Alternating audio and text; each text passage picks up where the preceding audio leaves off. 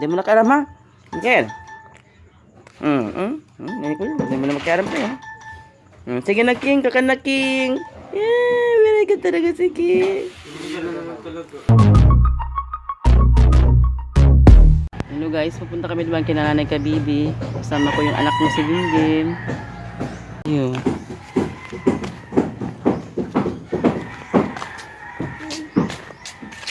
Ito tayo dadaan sa kanila. Ito yung daanan papunta sa kanila Nanay Kabibi.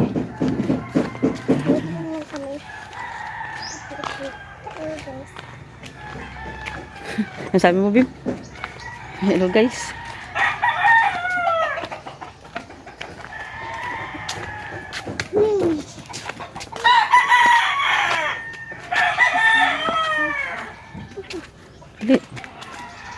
So yun guys, kung makikita nyo, pag maulan dito guys, grabe dito ang putik.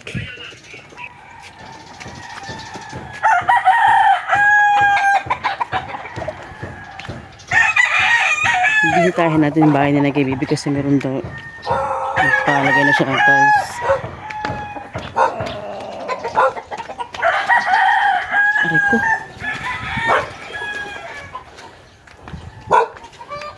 Sim! Si Maxim. Sim!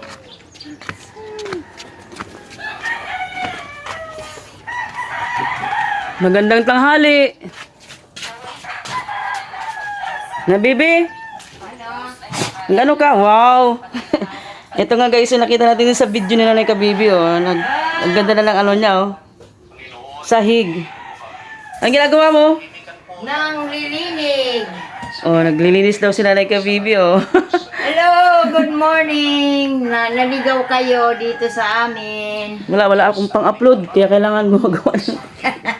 Nang lilinig ako. Ano, Bim? Nakita ko kasi sa video mo, sa vlog mo, Na? napalagay ka ng tiles. Ito guys, ang ganda ng sahig ni Nanay Kabibi, oh. Maxim! Aray ko, Bim. Hi, Maxim! Kayo makarilos. Naglalangog ako misa. Ang ganda ng bahay niya, no? Tano, yan, oh. Oy, ang gulo-gulo pa. Yayamanin.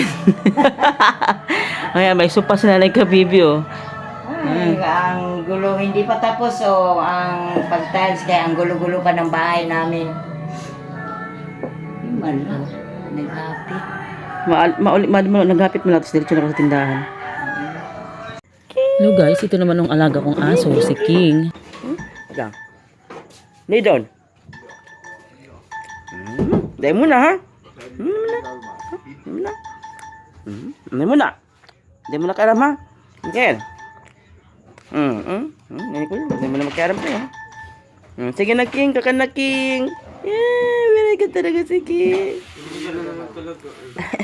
Kasi naawa ko dito sa aso ko guys, kasi minsan tinaga yung mata niya, nagkaroon siya ng sugat sa mata, tapos meron ding isang beses na binuhusan ng mainit na tubig ang kanyang likod.